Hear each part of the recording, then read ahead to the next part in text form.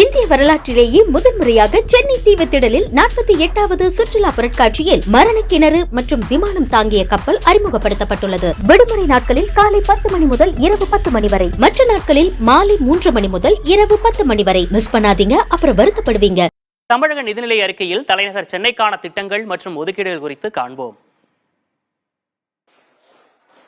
சென்னையில் உலகத்தரம் வாய்ந்த கட்டமைப்பு மற்றும் சேவைகளை மேம்படுத்த சிங்கார சென்னை 2.0 திட்டத்திற்கு வரும் நிதியாண்டில் 500 கோடி ரூபாய் ஒதுக்கப்பட்டுள்ளது.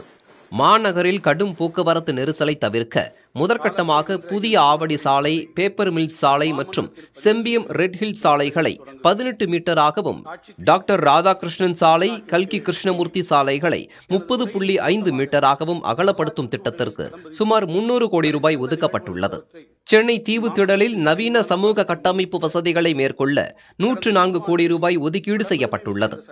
கோவளம், எண்ணூர், பெசன் நகர் ஆகிய கடற்கரை பகுதிகளை 100 கோடி ரூபாய் மதிப்பீட்டில் புதிய வசதிகளுடன் அழகுபடுத்த திட்டமிடப்பட்டுள்ளது. வடசென்னை வளர்ச்சி திட்டத்திற்கு 1000 கோடி ரூபாய் ஒதுக்கீடு செய்யப்பட்டுள்ளது.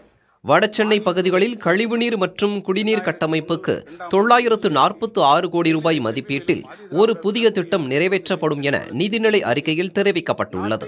பூந்தமல்லிக்கு அருகே 500 கோடி ரூபாய் மதிப்பீட்டில் அதிநவீன திரைப்பட நகரம் உருவாக்கப்பட உள்ளதாக தெரிவிக்கப்பட்டுள்ளது.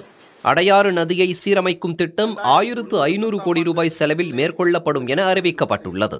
நமது மாண்புமிகு முதலமைச்சர்களால் அறிமுகப்படுத்தப்பட்ட காலை உணவு திட்டத்திற்கு இந்திய வரலாற்றிலேயே முதன்முறையாக சென்னை தீவுத்திடலில் 48வது சுற்றுலா பொருட்காட்சியில் மரண கிணறு மற்றும் விமானம் தாங்கிய கப்பல் அறிமுகப்படுத்தப்பட்டுள்ளது. விடுமுறை நாட்களில் காலை 10 மணி முதல் இரவு 10 மணி வரை, மற்ற நாட்களில் மாலை 3 மணி முதல் இரவு 10 மணி வரை. மிஸ் பண்ணாதீங்க, அப்புறம் வருத்தப்படுவீங்க.